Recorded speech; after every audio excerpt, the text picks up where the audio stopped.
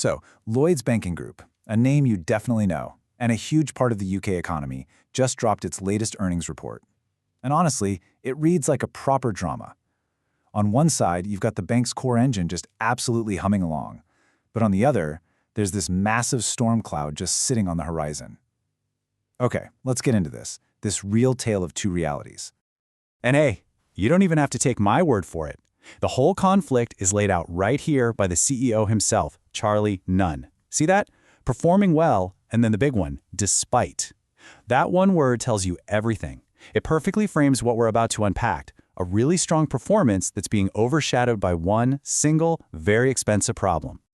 So how do you boil this whole quarter down into just two numbers? Well, it's pretty simple actually. You can almost think of them as the hero and the villain of this whole story. First up, the hero, a profit of £3.3 billion. And that's in just 9 months. I mean, that is a massive number. But this isn't just a number on a spreadsheet. You got to remember, a healthy Lloyds is really important for the whole UK economy. We're talking mortgages, business loans, the lot.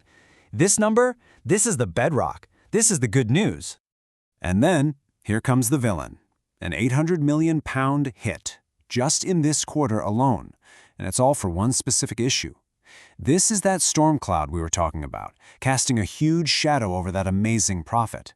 It's a number so big it just makes you stop and ask, wait, what is this motor finance problem? All right, before we dig into that problem, let's stay with the good news for a minute. It's really important to understand just how well the rest of the bank is actually doing, because that context is everything. And the performance really is strong right across the board. You look at their net income, it's up 6%. The money they make from interest on loans, also up 6%. Other income is up an even better 9%. And maybe this is the most important one. They've increased their lending by £18 billion this year. That's more money flowing out into the economy, for people buying homes, for businesses trying to grow. The bank's core job, they're doing it. Now, stick with me here. We're going to hit a little bit of financial jargon, but it's a really important one. It's called ROTE, or Return on Tangible Equity. It sounds complicated, but all it really means is how good is the bank at making money with its shareholders' cash? A higher number is always better. It's basically their report card for profitability. And this chart, wow, this just tells the whole story perfectly. With that motor finance charge, their ROET is a pretty decent 11.9%. But look what happens when you just take it away. It jumps all the way up to 14.6%. You can literally see the problem here. It shows a very, very profitable bank that's being dragged down by this one single issue. Okay, one last technical term, I promise. Impairment. Think of this as the bank's rainy day fund. It's the cash they put aside just in case some of their loans go bad. You know, people can't pay them back. In a shaky economy, you'd expect this rainy day fund to get bigger and bigger, right? But here's the twist, and it's more good news for Lloyds. Their loans are looking really healthy. People are paying their bills. In fact, things are so stable that they've actually improved their forecast. They're putting less money into that rainy day fund. It's a huge vote of confidence. Basically, it means their core loan book is in great shape. All right, we've seen the strength, we've seen the healthy core. Now it's time to step into the shadow and face that bad news head on. This motor finance problem. What exactly is going on here?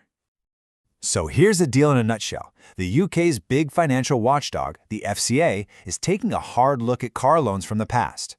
They're worried that the way some commissions were structured might have led to customers being overcharged for their car finance. And if the FCA decides that's what happened, well, the banks and lenders could be on the hook to pay back a whole lot of money to customers. And listen, this isn't some vague threat. This is very real, and it's happening now. There's a clear timeline. The FCA has already put out its ideas. We're expecting the final rules early next year, and people could actually start getting compensation later in 2026. So yeah, the clock is ticking on this. So, what's the total bill for Lloyds so far? Remember that £800 million charge from this quarter? Well, that was just the latest top-up. The total amount of money they have now put aside for this problem is a staggering £1.95 billion. Just let that sink in for a second. Nearly £2 billion, earmarked just to fix this one single issue from the past. It just completely changes the scale of the problem.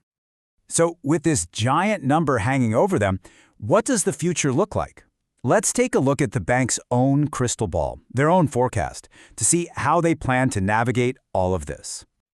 And would you believe it, the bank itself is showing us these two different realities. Take a look at their guidance. With the motor charge factored in, they're expecting that ROTE measure to be around 12%.